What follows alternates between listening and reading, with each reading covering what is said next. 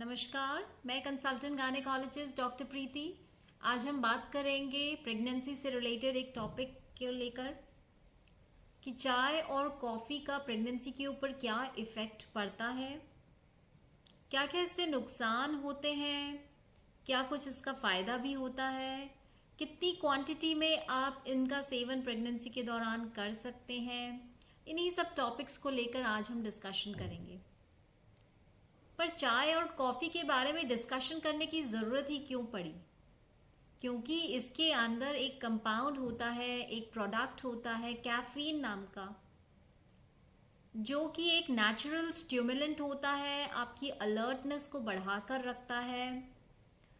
इसमें कई सारे एंटीऑक्सीडेंट्स भी होते हैं, एंटीऑक्सीडेंट प्रॉपर्टीज होती हैं, यह हेडेक को भी दूर करता है। तो मेन जो इफेक्ट्स हैं वह इस प्रोडक्ट कैफीन की वजह से ही आते हैं।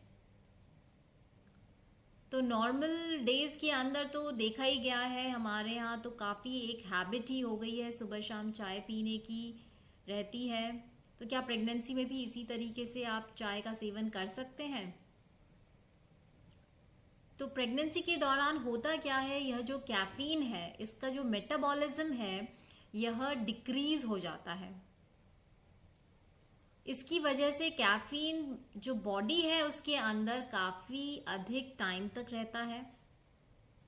दूसरी बात है कि यह जो कैफीन है ये प्लासेंटा को क्रॉस करके बेबी तक पहुंच जाता है, और जो बेबी का इमैच्योर लिवर है उसको इसे डाइजेस्ट करने में, इसे ब्रेक डाउन करने में काफी डिफिकल्टी आती है। तो इसकी वजह से जो क्वांटिटी ऑफ कैफीन है, जो पहले हमारी बॉडी के ऊपर कोई इफेक्ट नहीं करती थी, लेकिन प्रेगनेंसी के दौरान में वो सेम क्वांटिटी ही बॉडी के ऊपर काफी सारे इफेक्ट्स कर सकती है। इसलिए प्रेगनेंसी के दौरान आपको चाय कॉफी की जो मात्रा है उसको लिमिट में रखना पड़ेगा। और ऐसा नहीं है कि यह जो कैफीन है यह केवल चाय कॉफी में ही मिल रहा है। यह कैफीन आपको चॉकलेट्स में, कोल्ड ड्रिंक्स में, कोला में, एनर्जी ड्रिंक्स के अंदर भी मिलता है। इसके अलावा कुछ हर्ब टी भी रहती हैं, हर्ब वाली चाय रहती हैं, तो उनके अंदर भी कुछ ऐसी हर्ब्स होती हैं जो कि आपकी प्रेगनेंसी के ऊपर इल इफेक्ट्स कर सकती हैं, रिस्क की प्रेगनेंसी में कन्वर्ट कर सकती हैं। तो चाहे वाइट टी हो, ब्लैक टी हो, ग्रीन टी हो, इन सब के अंदर आपकी कैफीन की मात्रा होती है। तो आपको यह ध्यान रखना है कि प्रेगनेंसी के दौरान आपकी जो कैफीन की मात्रा है वह 150 से 200 मिलीग्राम पर डे से ज्यादा नहीं होनी चाहिए।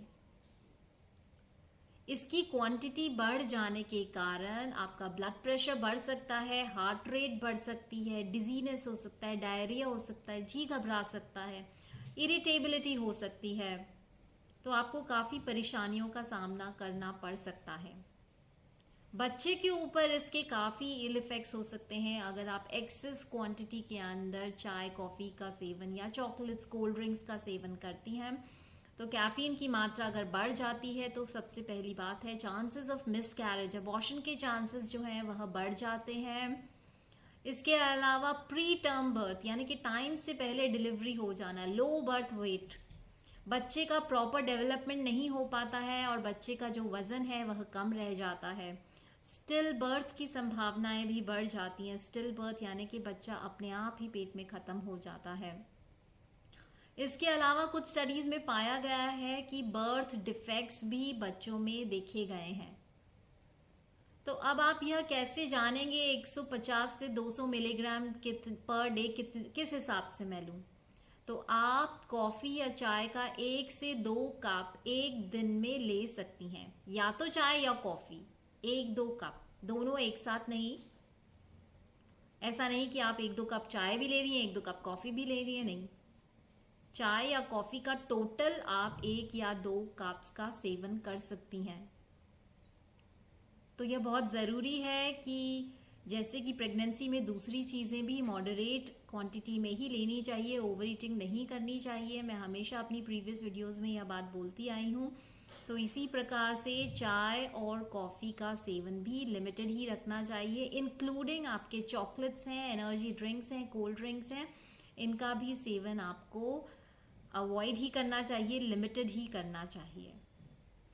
तो आशा करती हूँ चाय कॉफ़ी से रिलेटेड आपका जो क्वेरी था कि कितना हम ले सकते हैं, नहीं ले सकते हैं, या बिल्कुल ही हमें अवॉइड करना है, वह आपका कंफ्यूजन दूर हुआ होगा।